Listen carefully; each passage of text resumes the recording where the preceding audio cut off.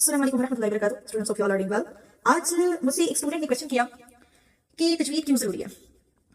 क्योंकि मैं किरात की कोर्सेज करवाती हूँ, तफसीर की करवाती हूँ, तर्जमा की करवाती हूँ, तजवीदी कायदा सिखाती हूँ, नाज़रा करवाती हूँ, तरतील करवाती हूँ, उसके अलावा तजवीद कुरान पढ़ाती हूँ। सो बेसिकली इसके अलावा मेरे पास कोर्सेज चल रहे होते हैं, बट व्हाटएवर, कोई गलत चीज़ है। लेकिन आज जरा हम इस टॉपिक पे डिस्कशन कर रहे हैं, क्योंकि मोस्टली पेरेंट्स का और मोस्टली बच्चों का ये क्वेश्चन होता है कि तजवीद सीखना क्यों जरूरी है, तजवीद में ऐसा क्या रखा है, तजवीद क्यों जरूरी है, क्यों मैंडेटरी है। जबकि हमारे बड़े बुजुर्गों ने हमें ये समझाया कि कुरान पाक तो उर्दू का कलाम है, बट ऐसा बिल्कुल भी नहीं है। सो आज मैं आप लोगों को ये पॉइंट क्लियर करवा ही देती हूँ कि तजवीद क्यों जरूरी है। ठीक है। सो चूंकि तकरीबन अभी मुझे भी कम पेश 8 साल हो चुके हैं, 9 साल मेरा जारी है कुरान पढ़ाते हुए, मैंने महसूस किया कि वालिदैन का इसमें बहुत बड़ा हाथ है। वालिदैन औलाद को इस बात का एहसास दिलाने में आगे आगे होते हैं कि तजवीद सीखना इतना जरूरी नहीं है, क्योंकि बचपन से हमें उर्दू की तरह कुरान पढ़ने की आदत है, तो हम समझते हैं कि हमारे बड़े बूढ़ों ने पढ़ा दिया था, जैसा पढ़ा दिया था वही काफी है हमारी औलाद के लिए। जरूरी है कि वो एक अच्छा डॉक्टर बने, इंजीनियर बने और फलाना ढिमकाना बने, लेकिन कुरान सीखना एक तकिया बात हो जाएगी। जबकि कुरान सीखने के लिए आपको दुनियावी तालीम छोड़ने की भी जरूरत नहीं पड़ती, आप दोनों काम एक साथ कर सकते हैं। फिर कुछ लोग और कुछ वालिदैन ये भी सोचते हैं कि ये कौन सी उम्र है कुरान सीखने की। तो भैया अल्लाह के बंदों, कभी आपने देखा है कि आप गलत सब्जेक्ट्स के साथ अपना सेमेस्टर पास कर रहे हो? कभी आपने इंग्लिश को उर्दू में पढ़कर उसका इम्तिहान पास किया है? कभी आपने पंजाबी को इंग्लिश में पढ़ा है?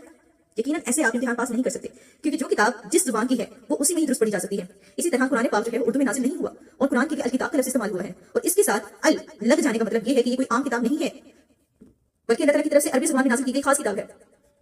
फिर कुछ लोगों का ये भी होता है मसला कि वो चाहते हैं कि हम बहुत पहले तर्जुमा तफसीर सीख जाएं, तजवीद को बाद में देख लें। तदब्बुर और तफसीर दोनों बहुत अच्छी चीजें हैं, मान लिया, हमें जरूर करनी चाहिए, ये भी मान लिया, लेकिन क्या बगैर छत की कभी दीवार खड़ी हो सकती है? ऐसा बिल्कुल भी नहीं हो सकता, और ना ही बगैर छत कभी दीवार के खड़े हो सकती है। हमेशा हमें पहले एक बाउंड्री बनानी पड़ती है, उसके ऊपर छत खड़ी करनी पड़ती है, और अगर हम ऊपर छत खड़ी ना करें और खाली सिर्फ साइड से दीवारें खड़ी कर दें तो उसका भी ये होता है कि हमारे पास बहुत जल्द टूट जाती है, बिखर जाती है, रेसा रेसा हो जाती है। सो चीज की बुनियाद नहीं रख रहे आप, और ना ही उसकी बुनियाद पर तवज्जो दे रहे हैं, तो कैसे आप कह सकते हैं कि मैं बस तर्जुमा तफसीर तदब्बुर सीख लेती या लेता हूं, फिर कभी जिंदगी में वक्त मिला तो तजवीद भी कर लेंगे।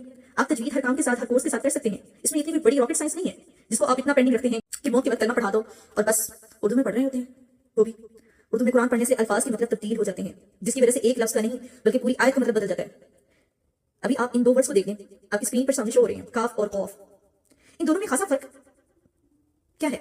इन दोनों में खासा फर्क सिर्फ इतना है कि उर्दू में तो ये दोनों एक जैसे पढ़े जाते हैं, काफ कौफ, या आमतौर पर जब आप इनको अदा करते हैं, लेकिन तजवीद में इन दोनों के मखारिज यानी कि अदा करने का अंदाज बिल्कुल अलग है, डिफरेंट है, टोटली डिफरेंट है। जैसे कुरान में लिखा आता है कल्ब, जिसका मानी है दिल, और अगर आप इसको काफ की तरह पढ़ते हैं तो इसका मतलब होता है कल्ब, यानी कि कुत्ता, नाउज़ुबिल्लाह। इसी तरह जा, लाल, वॉद, जो, आमतौर पर लोग इनकी एक जैसी आवाज निकालते हैं, लेकिन इन सब के मखारिज भी अलग हैं। जैसे कि अगर हम बात करें वॉद, जो, जा और जाल, इन चारों की, इसमें क्या है? अब हमारे पास वॉद, जो, जा और जाल, ये चार अलग अलग हरूफ हैं, लेकिन मोस्टली लोग इन चारों को एक साथ पढ़ देते हैं, एक जैसा पढ़ देते हैं, एक जैसा साउंड निकाल देते हैं।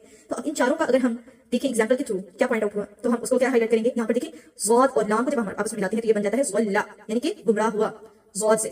अब अगर यही हम ज़ौ से देखें तो ये बन जाता है ज़ल्ला, साय में आना, ज़ौ से। अब अगेन यही अगर हम जा से देखें तो ये क्या होगा? ज़ल्ला, फिसलना, जा से। और अगर दाल से देखें इसको तो ये क्या होगा? ज़ल्ला, जलील होना, जाल से। तो इस तरह आपने क्या किया कि एक लफ्ज का नहीं बल्कि पूरी की पूरी आयत का मतलब ही बदल डाला, जो कि सख्त गुनाह की बात है, यानी कि गुनाह कबीरा है, लहनी जली में आती हैं ये चीजें। अब आप खुद फैसला करें कि तजवीद आपकी तरजीहात में आने वाली शय है या फिर नजरअंदाज करने वाली शय है। आई थिंक सो आप लोगों को समझ आ गई होगी। इन्ना अंज़लनाहु क़ुरआनन अरबिय्यन लअल्लकुम ताक़िलून, बेशक हमने उस कुरान को अरबी नाज़िल फरमाया ताकि तुम समझो। सूरह यूसुफ वर्स नंबर 2। आज से अहद करें कि आप अपने लिए और अपनी नस्लों के लिए तजवीद और अरबी जुबान को लाज़मी करार देंगे और उनको सीखने की हर मुमकिन कोशिश करेंगे। जब दुनियावी इल्म हासिल करने की कोई उम्र नहीं, तो कुरान सीखने और समझने की भी कोई उम्र नहीं है। आप लोग कैसे मुतय्यन कर सकते हैं कि इसकी कोई उम्र हो सकती है? अपना कुछ माल कुरान की रोशनी में भी कुर्बान कर दें और बेहतरीन तिलावत करने वाले बन जाएं, अपनी नस्लों के लिए खुद कारी और कारिया बने। जज़ाकुमुल्लाहु खैरन कसीरा।